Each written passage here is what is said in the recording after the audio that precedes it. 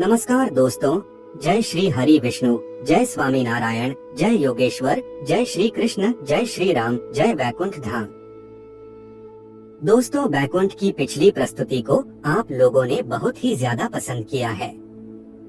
आपके आग्रह पर हम वैकुंठ का यह दूसरा भाग उपलब्ध करवा रहे हैं। इस प्रस्तुति में हम वैकुंठ के बारे में विस्तृत जानकारी प्राप्त करेंगे। कई बार हमें ख्याल आता है कि मोक्ष प्राप्त कराने वाला वैकुंठ कैसा होगा। क्या वहाँ शरीर के साथ पहुँचा जा सकता है या फिर हमारी आत्मा ही वहाँ जा सकती है? हमारे मन में यह भी सवाल उठते हैं कि वैकुंठ का क्या मतलब होता है और मोक्ष क्या है, और क्या मोक्ष के भी अलग अलग प्रकार होते हैं? और यह सभी सवालों के जवाब हमें हरिवंश पुराण, भागवत पुराण, विष्णु पुराण और ब्रह्म वैवर्त पुराण से प्राप्त होते हैं। और आज की प्रस्तुति में हम इन पुराणों के आधार पर वैकुंठ की जानकारी प्राप्त करेंगे।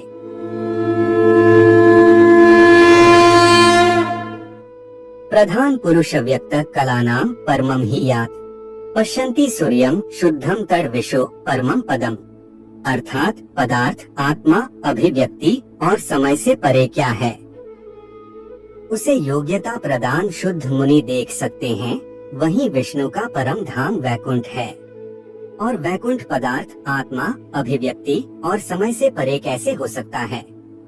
इसी बात को समझने के लिए हमें सृजनहार के द्वारा बनाए गए डायमेंशन यानी कि आयामों के बारे में जानना होगा। आपने 2D और 3D कार्टून फिल्मों के बारे में तो सुना ही होगा। हमारा भौतिक जगत भी इस 3D यानी त्रिआयामी थर्ड डायमेंशन से व्याप्त है और चौथा आयाम है समय। और समय को मिलाकर हम 4 डायमेंशन से बंधे हुए हैं। पहला आयाम है लंबाई, दूसरा आयाम है चौड़ाई, तीसरा आयाम है गहराई और चौथा आयाम है समय। समय को भी हम आगे बढ़ता हुआ महसूस कर सकते हैं, लेकिन उसमें आगे भविष्य में और पीछे भूतकाल में नहीं जा सकते। और यही हमारी इस जगत में मर्यादा है। हमारे वेदों में ऐसे 64 आयाम बताए गए हैं। इन 64 आयामों में से 10 आयामों को मुख्य माना गया है। हिंदू शास्त्रों के अनुसार भूलोक, भुवरलोक और स्वर्गलोक हमारी 4 आयामी सृष्टि में ही बसे हुए हैं। 5वें आयाम को ब्रह्मा आयाम कहा गया है। इसी आयाम में ब्रह्मा निवास करते हैं। यहाँ का समय अलग है। हिंदू धर्म में काल अर्थात समय की धारणा बहुत ही वैज्ञानिक है।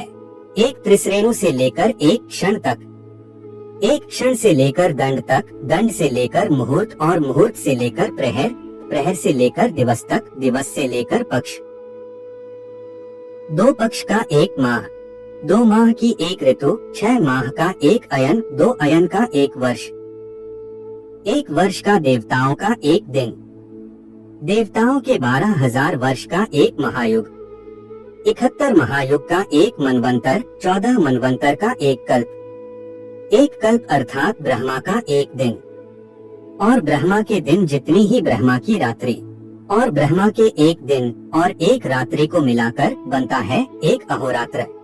इसी तरह महाविष्णु और शिव के समय की कल्पना करना भी मुश्किल है। इसके बाद आगे 6ठे आयाम में महाविष्णु निवास करते हैं। महाविष्णु के भी 3 भाग हैं, कारणोदकशायी विष्णु, गर्भोदकशायी विष्णु और क्षीरोदकशायी विष्णु। इसमें कारणोदकशायी अर्थात महाविष्णु तत्वादि का निर्माण करते हैं, जिससे इन 5 आयामों का निर्माण होता है। इसे ही महत कहा जाता है और जिनके उदर में समस्त ब्रह्मांड हैं। दूसरे गर्भोदकशायी विष्णु से ही ब्रह्मा का जन्म होता है, जो प्रत्येक ब्रह्मांड में प्रवेश करके उसमें जीवन प्रदान करते हैं तथा जिनके नाभि कमल से ब्रह्मा उत्पन्न हुए। उसके बाद तीसरे हैं क्षीरोदकशायी विष्णु, जो हमारी सृष्टि के हर तत्व और परमाणु में व्याप्त हैं, जो परमात्मा रूप में प्रत्येक जीव के हृदय तथा सृष्टि के प्रत्येक अणु में उपस्थित होकर सृष्टि का पालन करते हैं। इसके बाद नंबर आता है 7वें आयाम का, जिसे सत्य आयाम या ब्रह्मा ज्योति कहते हैं, जैसे सूर्य की ज्योति होती है। इसी आयाम में समाया है वह तत्व ज्ञान, जिसकी मदद से मनुष्य देवताओं की श्रेणी में चला जाता है। इसके बाद है 8वां आयाम, जिसे कैलाश कहा जाता है।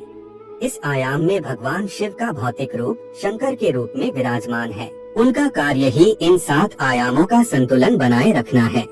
इसीलिए सिद्धयोगी भगवान शिव की आराधना करते हैं, क्योंकि हर योगी वहां जाना चाहता है। उसके बाद है 9वां आयाम, जिसे पुराणों में वैकुंठ कहा गया है। इसी आयाम में नारायण निवास करते हैं, जो हर आयाम को चलायमान रखते हैं। मोक्ष को प्राप्त करने का मतलब है इसी आयाम में समा जाना। हर आयाम इसी से बना है। यही आयाम सभी आयामों का निर्माण करता है। मोक्ष की प्राप्ति कर हर आत्मा शून्य में लीन होकर इसी आयाम में लीन हो जाती है। इसके बाद नंबर आता है 10वें आयाम का, जिसे अनंत कहा गया है। हम आपको बता दें कि अनंत से ही महत और महत से ही अंधकार, अंधकार से आकाश, आकाश से वायु, वायु से अग्नि, अग्नि से जल, जल से पृथ्वी, पृथ्वी से औषधि, औषधियों से अन्न, अन्न से वीर्य, वीर्य से पुरुष अर्थात शरीर उत्पन्न हुआ। पुरुष का अर्थ यहाँ मनुष्य या इंसान नहीं, बल्कि जो भी जीव शरीरधारी है होता है। यह अनंत ही परम सत्ता परमेश्वर अर्थात परमात्मा, ईश्वर या ब्रह्मा है। संपूर्ण जगत की उत्पत्ति इसी ब्रह्मा से हुई है। इस आयाम के मालिक भगवान शिव है। भगवान शिव सभी 10 आयामों में या कहे कि 64 आयामों में आ जा सकते हैं।